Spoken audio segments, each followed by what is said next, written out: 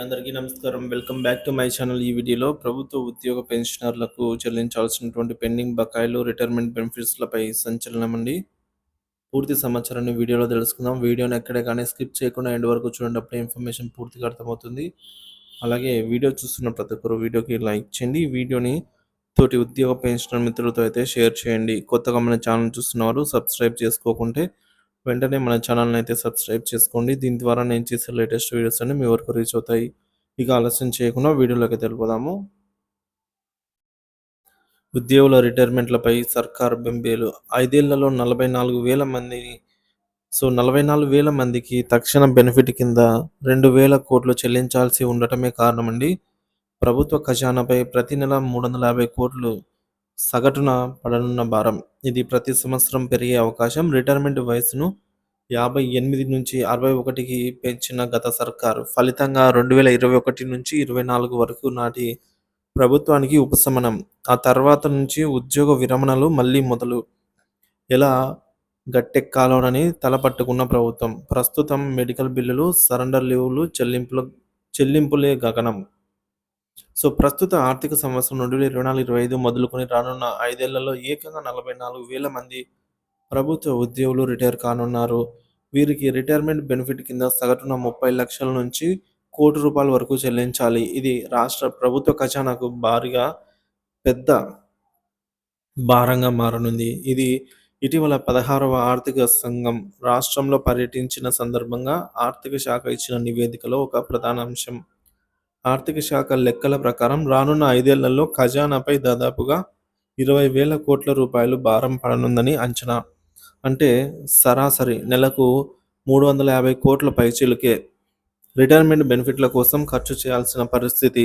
గత ప్రభుత్వ హయాంలో 3 ఏళ్ల పాటు రిటైర్మెంట్ లేకపోవటం, కొత్త ప్రభుత్వం అధికారంలోకి వచ్చిన 3 నెలల్లో మళ్లీ రిటైర్మెంట్లు ప్రారంభం కావటం, అప్పటి నుంచి ఉన్న భారం ఒక్కసారిగా మీద పడడంతో ఎలా నెట్టుకు రావాలో అర్థం కాక ఆర్థిక శాఖ ఈ విధంగా మల్లా గుల్లాలవుతోంది. పదవీ విరమణ వయసు పెంపండి. గత బీఆర్ఎస్ ప్రభుత్వం ఉద్యోగుల పదవీ విరమణ వయసును 58 నుంచి 61 సంవత్సరాలకు పెంచింది. 2021లో తీసుకున్న ఈ నిర్ణయంతో 2024 మార్చి 31 వరకు రాష్ట్రంలో ప్రభుత్వ ఉద్యోగుల రిటైర్మెంట్లు జరగలేదు. దీంతో వారికి రిటైర్మెంట్ బెనిఫిట్ చెల్లించే అవసరం పడలేదు. ఆ తర్వాత నుంచి రిటైర్మెంట్లు మొదలవగా ఈ ఏడాది డిసెంబర్ వరకు మొత్తం 7,995 మంది రిటైర్ అవుతారనైతే చెప్తున్నారు. వీరికి తక్షణ బెనిఫిట్ల కోసం 3,200 కోట్ల వరకు అవసరం కాగా సరిగ్గా చెప్పలేని పరిస్థితి ఉంది. పైగా ఇక నుంచి ఈ భారం ప్రతి ఏటా పెరుగుతుందని అంచనా. ప్రస్తుతం కనీసం నెలకు 350 కోట్ల చొప్పున ఏడాదికి 3,800 కోట్లు అవసరమవుతాయని, రానున్న 5 ఏళ్లలో సుమారుగా 20,000 కోట్ల వరకు చెల్లించాల్సి వస్తుందని ఆర్థిక శాఖ అధికారులు చెబుతున్నారు.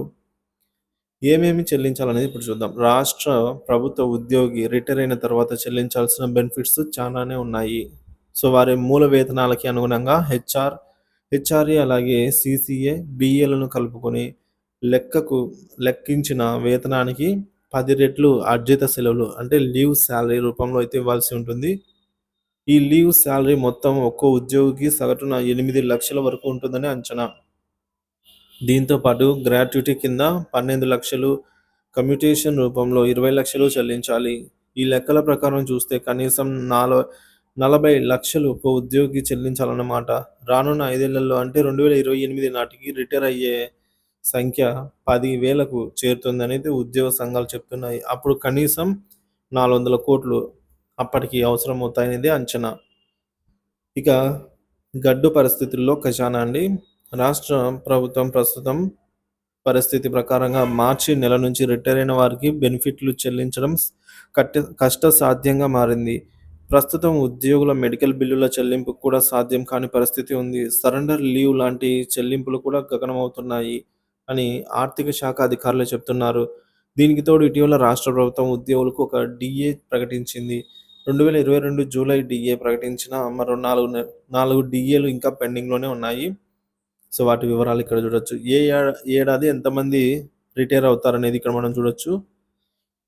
ఫ్రెండ్స్, ఇక్కడ 2024 సంవత్సరానికి 7,995 మంది అంటే అరౌండ్ 8,000 మంది.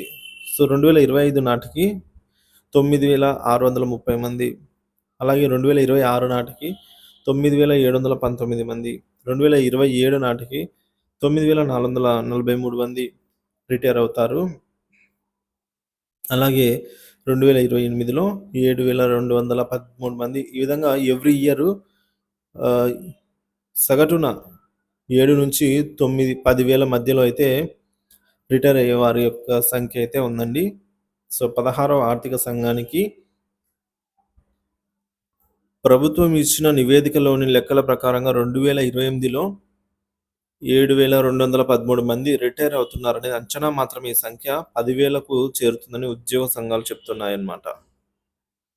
సో ఈ విధంగా చూసుకున్నప్పుడు గత ప్రభుత్వం అధికారంలో ఉన్నప్పుడు ప్రభుత్వ ఉద్యోగులు సాధారణ జీవిత బీమా జీఎల్ఐ కింద జమ చేసుకున్న నిధులు కూడా వాడుకోవాల్సి వచ్చింది. ఇప్పుడు రిటైర్ అయ్యే ఉద్యోగులకు వారి జీఎల్ఐతో పాటుగా జీపీఎఫ్‌లపై వడ్డీలు కూడా చెల్లించాల్సి వస్తోంది. ఈ చెల్లింపుల విషయంలో ఆర్థిక శాఖ తలలు పట్టుకుంటోంది. తమ బిల్లుల కోసం ఉద్యోగులు రోజూ సచివాలయాల చుట్టూ తిరగాల్సి వస్తోంది. రిటైర్మెంట్‌కు 3 నెలల ముందే బెనిఫిట్ల కోసం ప్రతిపాదనలు ప్రభుత్వానికి వెళ్తాయని, ఈ 3 నెలల కాలంలో ప్రభుత్వ వీలును బట్టి ఆర్థిక అంశాలను సర్దుబాటు చేసుకొని ఉద్యోగుల బెనిఫిట్లను చెల్లించాల్సిందేనని ఉద్యోగ సంఘాలు ఈ మేరకైతే డిమాండ్ చేస్తున్నాయి ఫ్రెండ్స్. సో చూసుకోవచ్చు ఈ మేరకు ఎవ్రీ ఇయర్ రిటైర్ అయ్యే వారి సంఖ్య వచ్చేసి కనిష్టంగా 7,000 ఉంటే గరిష్టంగా 10,000 మంది అయితే ఉన్నారండి. సో ఈ విధంగా రానున్న 5 ఏళ్లలో చూసుకోవచ్చు మనము. సో ఈ మేరకైతే రిటైర్ కావాల్సినటువంటి ఉద్యోగులు ఉన్నారు. సో వీరికి సంబంధించి ప్రస్తుతం ఖజానాలో గడ్డు పరిస్థితి అయితే నడుస్తోందని చెప్తున్నారు. సో దాదాపుగా నెలకు 400,00,00,000 సో నెలకు ప్రతి నెల గూడా అదనంగా చెల్లించాల్సి అయితే ఉంటుందండి. 350-400,00,00,000 అయితే ప్రతి నెల అదనంగా చెల్లించాల్సి ఉంటుంది అనైతే చెప్తున్నారు. సో ప్రస్తుతానికి సంవత్సరానికి 3,800,00,00,000 చొప్పున 20,000,00,00,000 ఈ రానున్న 5 ఏళ్ల కాలంలో అయితే సుమారుగా ప్రభుత్వంపై ఆర్థిక భారం అయితే పడనుంది. సో దీనికి సంబంధించి ప్రభుత్వము ఆల్రెడీ పదవి విరమణ వయసునైతే పెంచారు కాబట్టి ఇక ఇవ్వక తప్పదండి. సో గత ప్రభుత్వం అయితే ఇవన్నీ లెక్కలు వేసుకొని 58 నుంచి 3 ఏళ్ళు ముందుకైతే పదవి విరమణ కాలాన్నయితే పెంచారు. సో ఇక పెంచడానికి కూడా వీలు లేదు కాబట్టి ఖచ్చితంగా ప్రభుత్వం అయితే వీటన్నిటిని చెల్లించి ఉద్యోగ పెన్షనర్లనైతే సగౌరవంగా ఇంటికి సాగనంపాల్సిందిగా అయితే కోరుతున్నారు.